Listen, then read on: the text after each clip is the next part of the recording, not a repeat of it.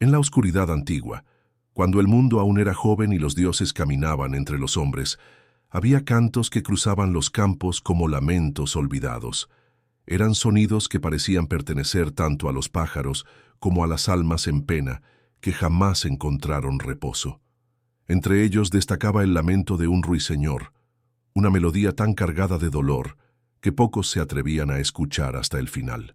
Dicen que ese canto no es solo una canción, sino un hilo de sangre tejido en el aire, un secreto que arde y quema incluso después de milenios, el canto de Filomela. Y con él, la historia de dos hermanas cuyos destinos fueron entrelazados por lazos de amor y crueldad. Procne y Filomela eran hijas del rey Pandión de Atenas. Desde pequeñas eran inseparables.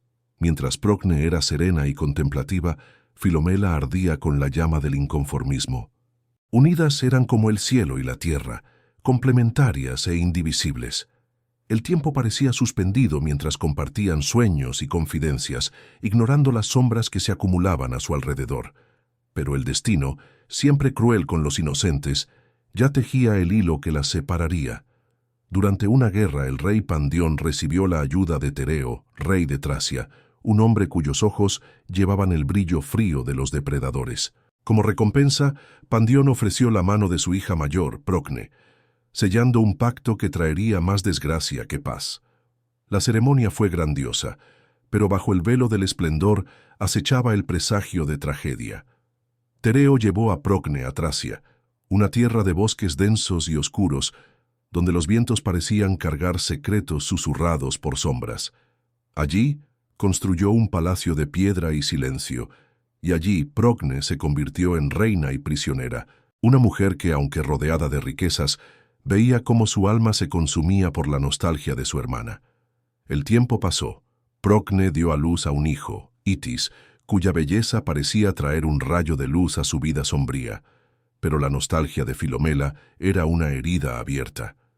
Día tras día rogaba a Tereo que trajera a su hermana para visitarla. Cansado de sus súplicas, Tereo, fingiendo generosidad, partió hacia Atenas con la promesa de cumplir el pedido de su esposa.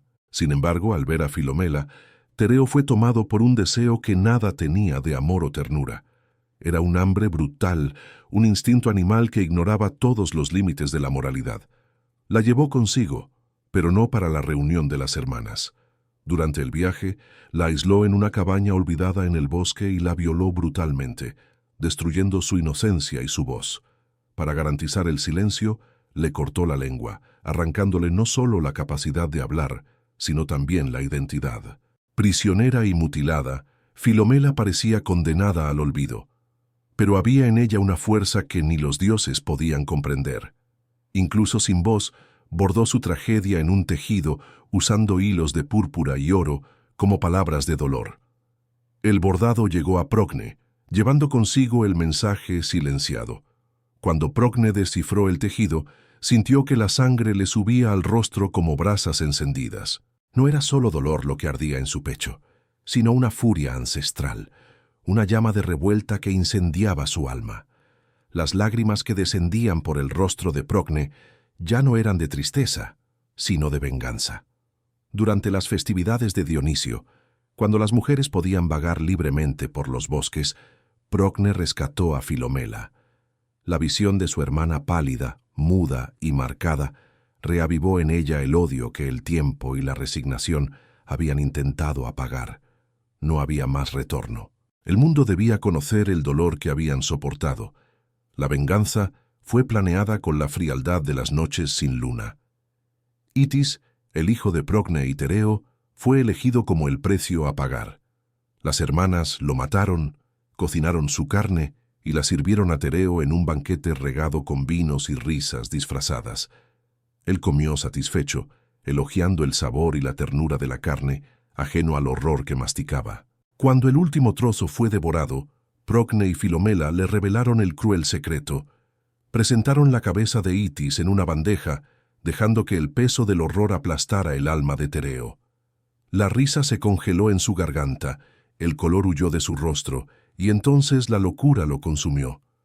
Con una espada en mano, Tereo persiguió a las hermanas por las sombras del palacio, por los senderos del bosque, entre los árboles que atestiguaban en silencio.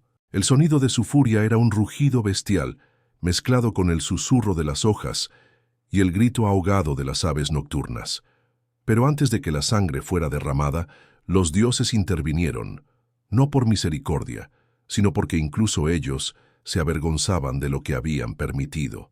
Transformaron a Procne en una golondrina, condenada a volar bajo llevando el peso de la culpa, a Filomela en un ruiseñor, cuya canción resonaría para siempre, bordando en el aire palabras que ya no podían ser dichas, y a Tereo en una abubilla, con su cresta desgreñada y mirada de vergüenza eterna. Desde entonces, el canto del ruiseñor resuena en las noches cuando la luna baña las sombras de Tracia. Es un canto que no busca perdón, sino que exige ser escuchado. Una historia que, aunque olvidada por los hombres e ignorada por los dioses, sigue viva. No es solo el relato de una venganza, sino el testimonio de que incluso las voces más silenciadas encuentran un camino para gritar, porque ni el corte más profundo ni el exilio más cruel son capaces de callar el dolor que necesita ser dicho.